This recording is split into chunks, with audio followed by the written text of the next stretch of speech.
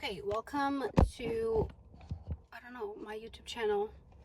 My name is Mel, and I'm your favorite singer, songwriter, producer of all time.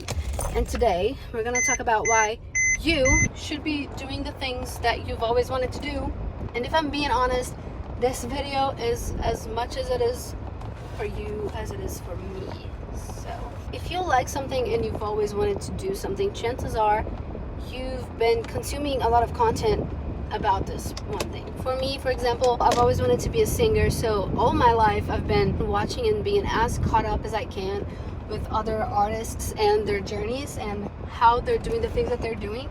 So when I was younger, that gave me the false sense that whenever I started doing the things that I wanted to do, I was gonna be one of the best at it, because I have this image in my head of the best way of doing everything. So I was going to be prepared. I was going to plan, and I was going to be one of the best. The more I talk to other people, the more I realize that a lot of people think that.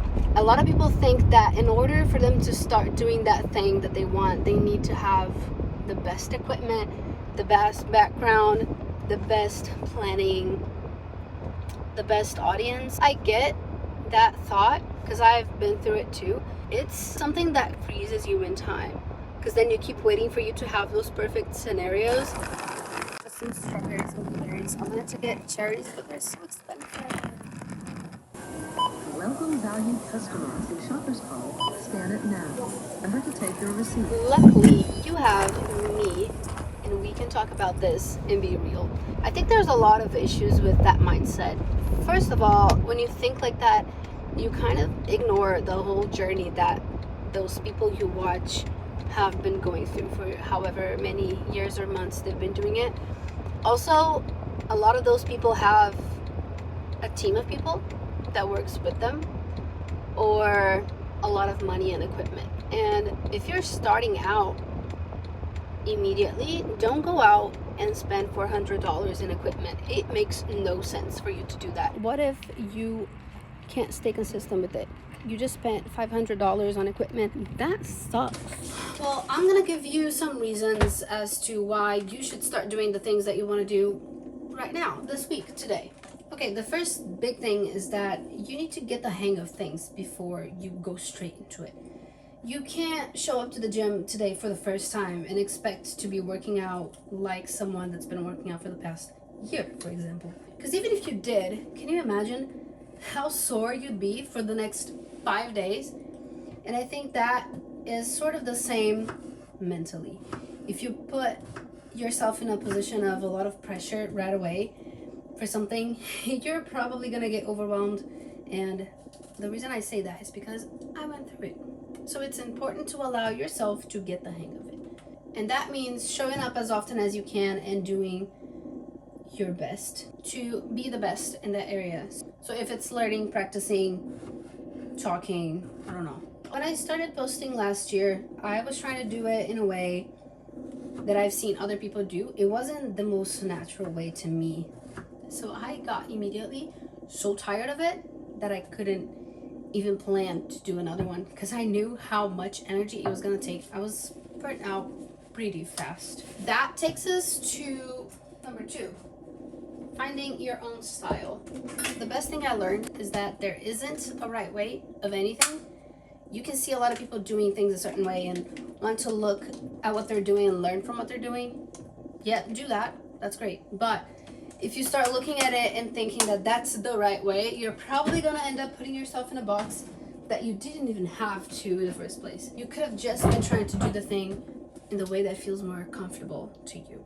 That involves a lot of trial and error, doing the things and figuring out why it didn't work. And then when it doesn't work, literally just like get up and do it again.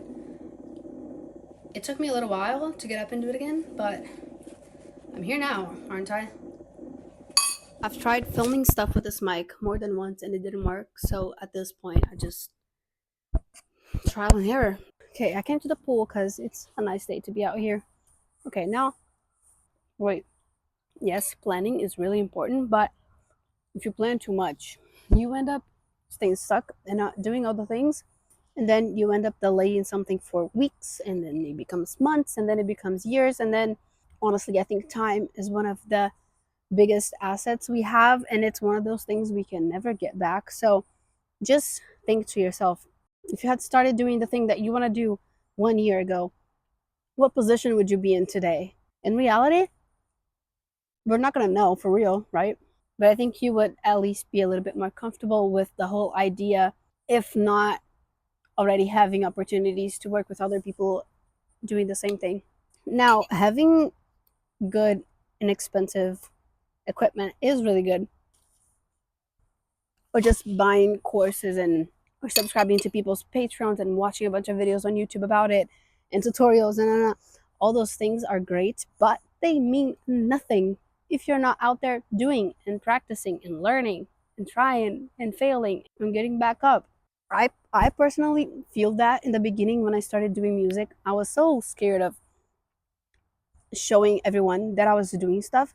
So I ended up staying in my corner buying a bunch of equipment. So yes, I was investing in myself by purchasing those things, which I use them today. But there's no point in buying a bunch of things if you're not learning to use them properly. One of the main things is understanding and accepting no one, no one will overthink your content as much as you overthink your content. For you, this one thing will take probably a whole day, maybe more, to do, to film, to edit, to post. To other people, it takes 10 minutes for them to watch, and then they go immediately to the next one. I think what matters is when you build a consistency, people outside will find your content and realize that you have so much more content similar to that one. And why is it similar? Because it's your own style of doing things, your own style of editing, your own style of conversating with the camera and doing the thing you do best, or even just your personality. So to cut this whole thing short, start doing that thing you want to do as soon as you can. There's no better time than now.